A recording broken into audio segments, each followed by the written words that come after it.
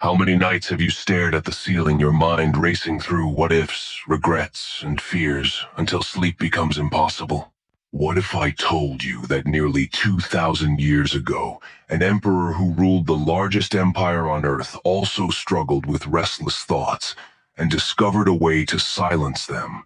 Imagine having a method so simple, so timeless, that it can cut through the noise of overthinking in your career, relationships, and daily stress today. Welcome to Stoic Blend, where ancient wisdom meets modern life. Today, we'll explore Marcus Aurelius' secret method to stop overthinking, and how his Stoic wisdom can bring you peace in a world full of noise. Part 1. The Modern Epidemic of Overthinking. In America today, millions wrestle with anxiety fueled by endless information. At work, deadlines pile up. Slack notifications buzz every 2 minutes. At home, bills arrive faster than paychecks. Even in quiet moments, our phones flood us with alerts, news, opinions, comparisons on social media. No wonder overthinking feels like a second job. We replay conversations. Why did I say that in the meeting? We imagine disasters. What if I lose my job? We chase perfection. Am I a good enough parent, partner, friend? Overthinking drains energy, poisons confidence, and paralyzes decisions. It doesn't just live in our minds. It shows up in stress, headaches, sleepless nights, and frayed relationships. But here's the surprising truth. Marcus Aurelius, the Roman emperor, wrote about the exact same problem in his private journal, now known as Meditations. He too faced overwhelming responsibility, betrayal, and uncertainty. And yet, he uncovered a method, a mental practice that can stop overthinking at its root. Part 2. Marcus Aurelius' Secret Method. So what was Marcus Aurelius' secret method to stop overthinking? He reminded himself, over and over, you have power over your mind, not outside events. Realize this, and you will find strength. This was no empty phrase. Marcus faced wars on the empire's borders, plagues that killed thousands, and constant political scheming. Imagine the stress of leading during a pandemic and a war simultaneously. If anyone had the right to spiral into worry, it was Marcus. Yet he returned to a simple Stoic practice. Separate what is within your control from what is not. Think about it in modern terms. You can't control whether your boss approves every project. You can't control whether the market crashes tomorrow. You can't even control what someone says about you online. But you can control your actions, your responses, your choices. This was Marcus Aurelius' secret, narrowing his circle of concern.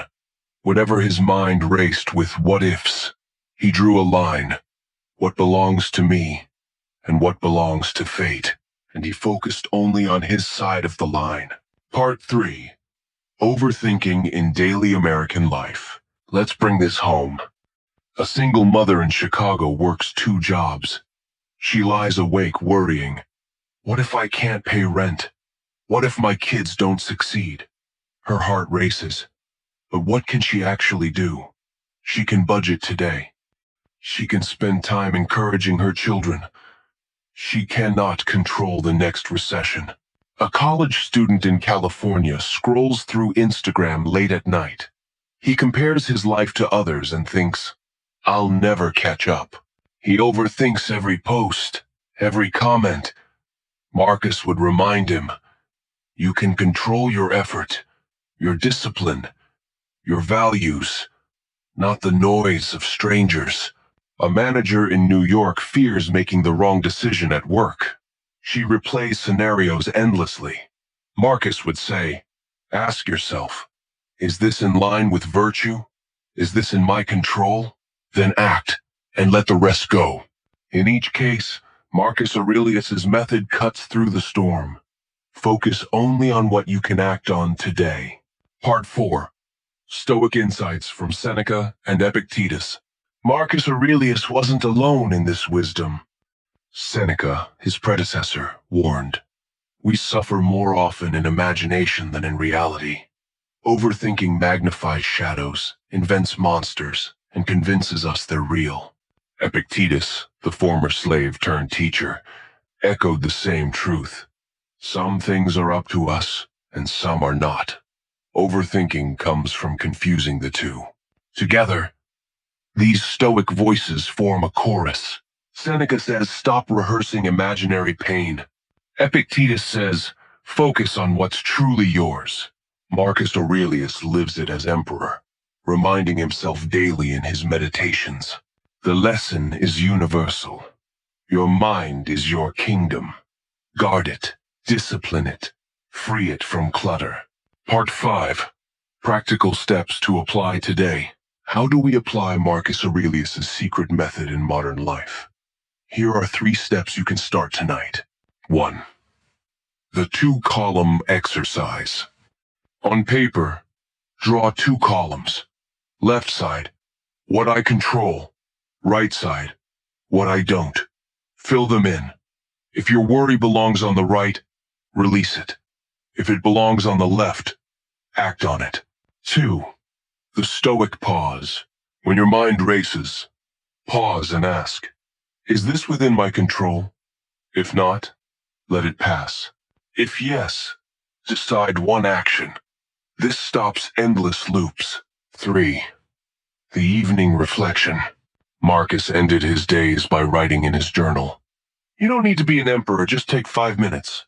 Write what you worried about today, and ask, did this help me live better?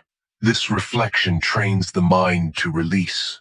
Imagine if every American who can't sleep because of overthinking practiced these steps. Less anxiety, more clarity, stronger families, healthier minds. This is not fantasy. It is Marcus Aurelius' gift to us.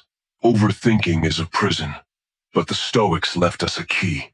By practicing Marcus Aurelius' secret method, you can stop spirals of fear, reclaim peace, and act with clarity. So remember, focus only on what is in your control. Release what isn't. Live today with intention. If this message resonates, support our work by liking, sharing, and subscribing to Stoic Blend, where ancient wisdom meets modern life. And let me leave you with a question. What is one worry in your life right now that you will choose to release after hearing Marcus Aurelius' wisdom?